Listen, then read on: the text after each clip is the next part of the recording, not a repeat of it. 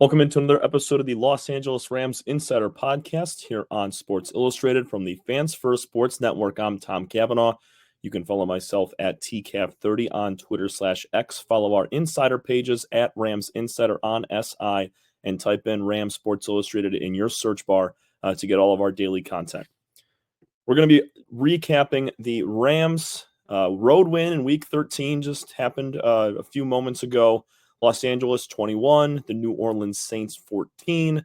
Tale of two halves for this Rams team. They were shut out in the opening 30 minutes, and they came out to outscore New Orleans 21-8 in the second half and wrote to their third straight road win. I mean, you look at the last 5 games for this team, it doesn't make any sense. They played 5 games, 3 road, 2 at home. They're 0-2 at SoFi Stadium. They're 3-0 on the road. They do not play well at SoFi this year, and they got to play the Bills next week there. It does not bode well for them.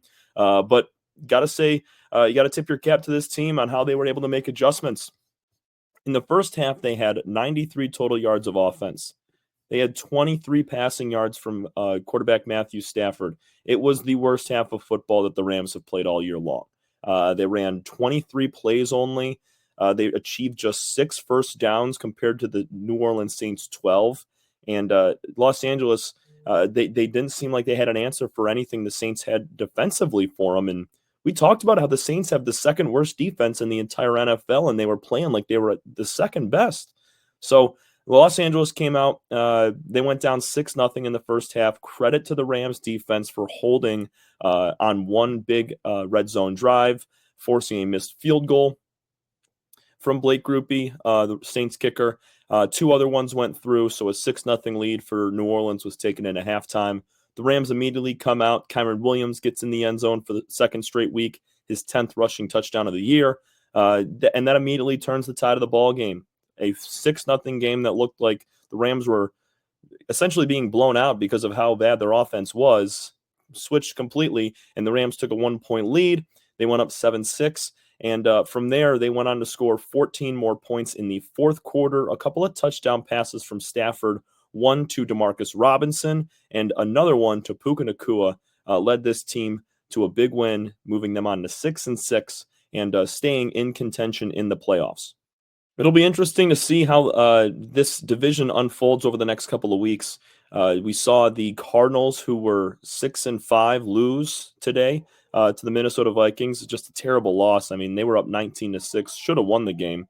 They fall, so they're going to be 6-6, tied in second with the Rams. At the top of the standings are the Seahawks. They take down the Jets at home in comeback fashion. They are 7-5, and still to play tonight, the 49ers on the road in 5 feet of snow against the Bills. I don't think they have much of a shot with a decimated team, several injuries, and there aren't many teams that know how to play in that type of weather besides the Buffalo Bills.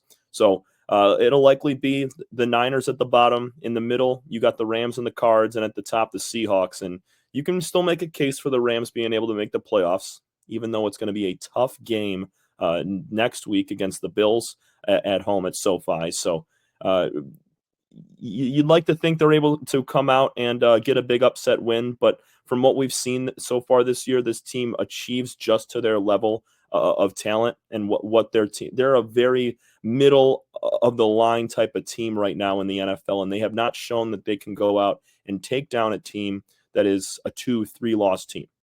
Defensively, Christian Rozeboom, he led the way once again. I mean, it seems like he's always the leading tackler with 12. He had 1 tackle for loss.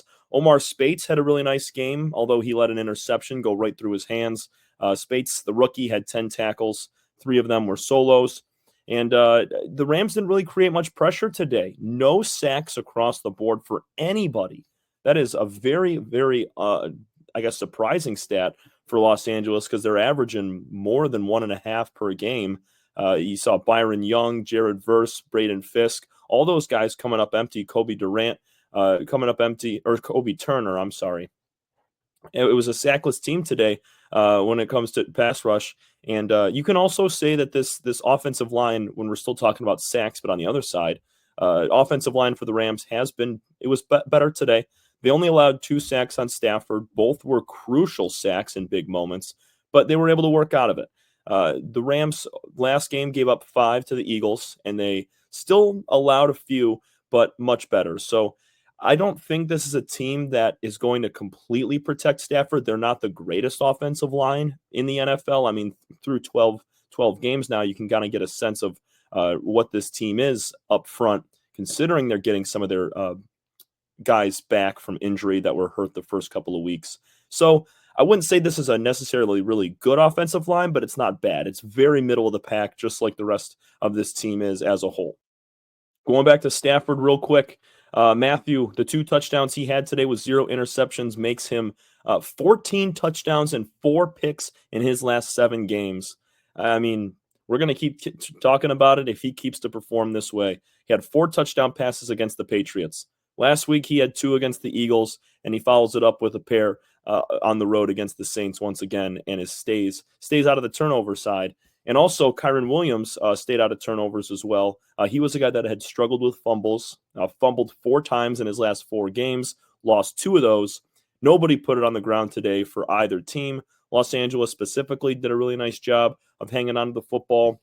After the catch, Williams, Blake Corum, he had a pretty solid game with 8 carries for 42 yards.